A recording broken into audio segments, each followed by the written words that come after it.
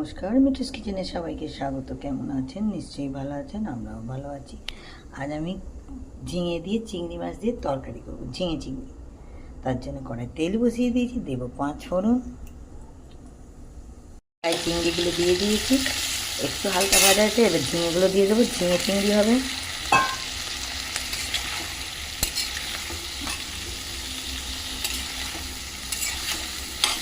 একটু ভাজা ভাজা হয়ে গেলে আলু দেবো, দিয়ে দেবো আলু।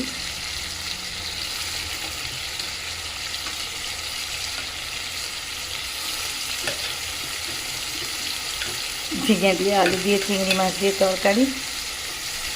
কেউ যদি খেয়ে থাকেন কেমন লাগে আপনারা কমেন্ট করে জানাবেন। আর এই তরকারিটা অপূর্ব সুন্দর খেতে লাগে। দেবো পেঁয়াজ, সব একসঙ্গে ভালো করে ভাজা ভাজা হবে।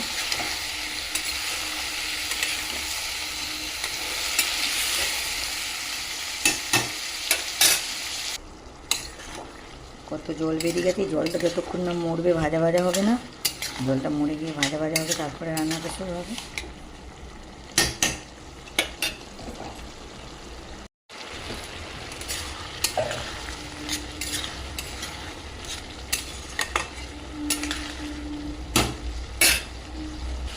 দুটো টমেটো দিয়েছি, 4টে কাঁচা লঙ্কা দিয়েছি, দেখাতে ভুলে গেলাম। দিয়ে ভালো করে ভাজা ভাজা হচ্ছে। এবার মশলা দেবো, লঙ্কা হলুদ।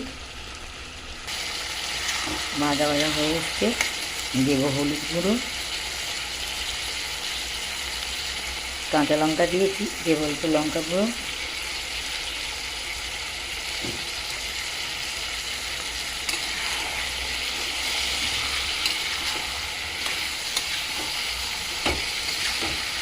ভালো করে কষবো।